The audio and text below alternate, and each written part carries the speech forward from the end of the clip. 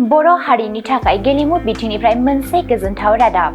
गेलेमु बिथिङाव बर' हारिनि आंगो फिसाफोरा देरहासार जानो हादों। बर' हारिया गेलेमु बिथिंजों लोगोसे गुबुन गुबुन बिथिङावबो मुलुग दरबाराव सिनायथि मोनगासिनो दं। मुलुग दरबाराव बेबादि सिनायथि मोननो हानाय बर' हारिनि थाखाय गोजोनथाव आरो गोग्गाथाव रादाब। मिथिनो मोननाय बायदिब्ला चीननि जिनजियांआव 8 मेनिफ्राय 29 मेसिम इन्टारनेशनेल लेभेल कचिं केम्प खुंफुंनाय जादोंमोन। बेनि थाखाय सानमा ब्रह्मखौ भारतारि वुशु हानजानिफ्राय सायख'नाय जादोंमोन। बेजों लोगोसे नैथि एसिया कापखौ 2 जुलाइनिफ्राय 7 जुलाइसिम चीनआव खुंफुंनाय जादोंमोन। बेजों लोगोसे नैथि एसिया कापखौ 2 जुलाइनिफ्राय 7 जुलाइसिम चीनआव खुंफुंनाय जागोन। नैथि एसिया कापनि थाखायबो सानमा ब्रह्मआ क्वालिफाइ जायो। बेराफारसेथिं 25थि साब जुनियर हायुङारि वुशु चेम्पियनशिप 2025 खौ तामिलनाडुआव 26 मेनिफ्राय 31 मेसिम खुंफुंनाय जादोंमोन। बे चेम्पियनशिपआव जुएल बसुमतारिया 56 किल'ग्राम लिरथाय थाखोआव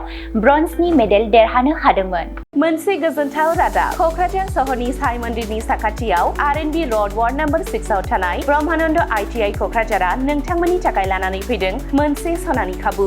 आथिखालनि बादायलु मुगायाव नोंथांखौ साख्रिनि थाखाय साखाफारा खालामनो ब्रह्मानन्द ITI क'क्राझारा गासै 5 भकेशनेल कर्स लानानै फैदों आरो बे 5 भकेशनेल कर्सफोरा जादों electrician course 2 years course, stenography 1 year course, COPA computer operating and programming assistant 1 year course, beauty and wellness 1 year course, sewing technology 1 year course. Beauty and wellness आरो सिविं टेक्न'लजियाव नोंथाङा बेसेन नाङै मुं थिसननो हागोन। ब्रह्मानन्द ITI क'क्राझाराव हाइलि क्वालिफाइड फेकाल्टिस दं आरो 100% जब एसिस्टेन्ट। बेजों लोगोसेनो बेयाव फ्लेक्सिबल क्लास टाइमिंनि खाबुबो दङ। बेयाव CIPET, टुल गुवाहाटी बायदि नेशनेल इनस्टिट्युटफोराव एजुकेशनेल टुरनि थाखाय लानानै थाङो आरो रेलवे वर्कशप, बङाइगाव, APDCL बायदिफोराव इन्टार्नशिपनि थाखाय दैथायहरनाय जायो। आबुङै मिथिनो थाखाय ब्रह्मानन्द ITI क'क्राझाराव थांनानै एबा 9101325849 एबा 86386832443 मबाइल नाम्बाराव कल खालामनानै सोलाद लानो हागोन।